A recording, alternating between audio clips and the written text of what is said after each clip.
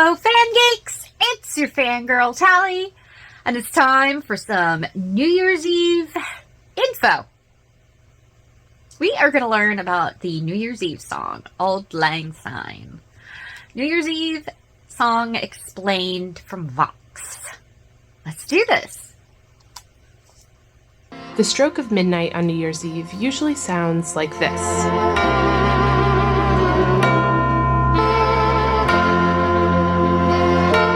This is Auld Lang Syne, a song that represents the emotional conclusion to another year. But it might surprise you to know it's also a soccer anthem in the Netherlands. Or in Japan, it's a traditional song about fireflies. And the original was written centuries ago as a Scottish celebration song. So how did this song that's managed to spread across the world become the song we sing when the ball drops? Yeah. Especially if it's about fireflies. What does this song mean? My whole life, I don't know what this song means. A lot of people share this confusion about Auld Lang Syne because the lyrics are sort of hard to figure out. Yeah. Let's start with the title, Auld Lang Syne. Individually, these words mean old, long, and sense, which, taken together, translate to something like, for old time's sake. It's written in Scots, a language spoken by about 1 million people in Scotland today. The rest of the lyrics are a mix of English and Scots words, like, and there's a hand, my trusty fear, and we'll tack a right good willy wat. What is that? Yeah. So fear means friend. Tak a right good willy wacht. So a wacht, related to the word draft in English, would be a good pint of beer, I imagine.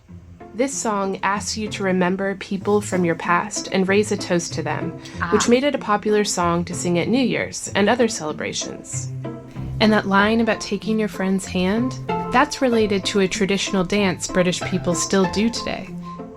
The guy who popularized this song was one of Scotland's most famous exports, Robert Burns. Burns was a poet writing in the 1700s, just after Scotland and England unified to create the Kingdom of Great Britain. He witnessed the decline of traditional Scottish culture in favor of English norms.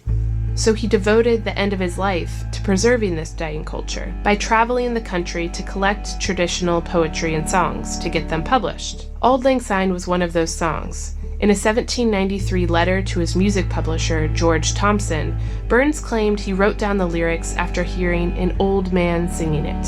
He called Auld Lang Syne an old song about the olden times. And he made sure Thomson kept the Scots words in the song, arguing, there is a naivety, a pastoral simplicity in a slight intermixture of Scots words and phraseology. And this song, Auld Lang Syne, is doing a great job of tying in with the original idea of collecting folk songs, preserving heritage, celebrating heritage. Auld Lang Syne was republished in countless songbooks worldwide over the centuries, and because of Burns, the Scots words are still in there. And even if you don't know the history behind them, you can still sort of figure out what the song is saying. Anyway, it's about old friends. Why has a song that people don't really understand become so widespread? For starters, the melody of Auld Lang Syne is simple, making it easy to sing along to and easy to adapt into other musical styles, which is why it can become a soul song. Should old acquaintance be forgot? Or a bluegrass song. Or rock and roll.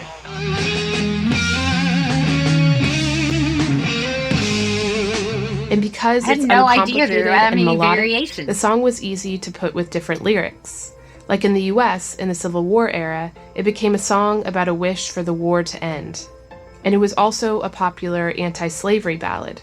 It took on new meanings in languages in other parts of the world, which is why it's in places you might not expect, like that soccer anthem in the Netherlands, or a graduation song in parts of Asia. And it was South Korea's national anthem until 1948.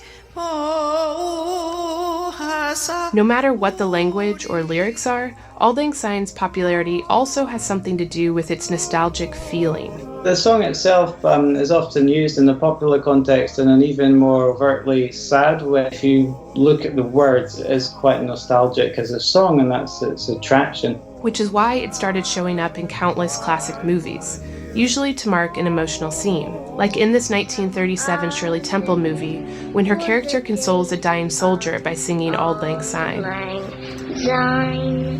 And the director Frank Capra used it for sentimental moments in at least 3 of his films. But in the US, the song is best known for one thing. Happy New Year! And for that, we can thank Mr. New Year's Eve himself, Guy Lombardo.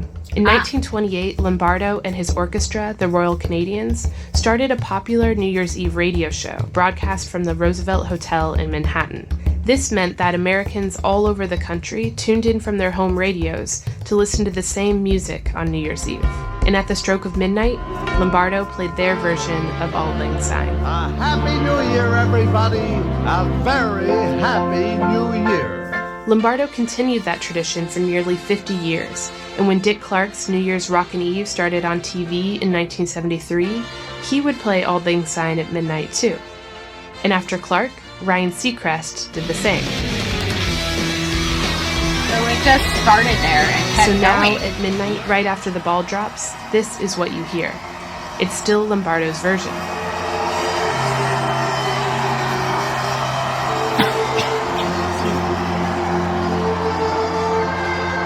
And this is why, for many, the song is so singularly associated with the nostalgia of another year past. So when this new year rolls around, even if you don't know all the words, sing along anyway. You won't be alone. That is actually really cool. And we still listen to the same version from that long ago. That's crazy. What do you guys think? Did you know that it was a soccer song, soccer anthem somewhere else, or about fireflies? I mean, I just thought it was a New Year's Eve song everywhere. That's naive and kind of stupid. I get that, but yeah. All right, comment below. Let me know. Please, did you learn anything from that? I did. Please remember to like this video, and if you're not already a fellow fan geek, subscribe to our channel. We appreciate it so very much. As always, hit that notification bell with your notifications turned on so that you know every time we drop a new video. And I'll see you all in the next one. Bye-bye.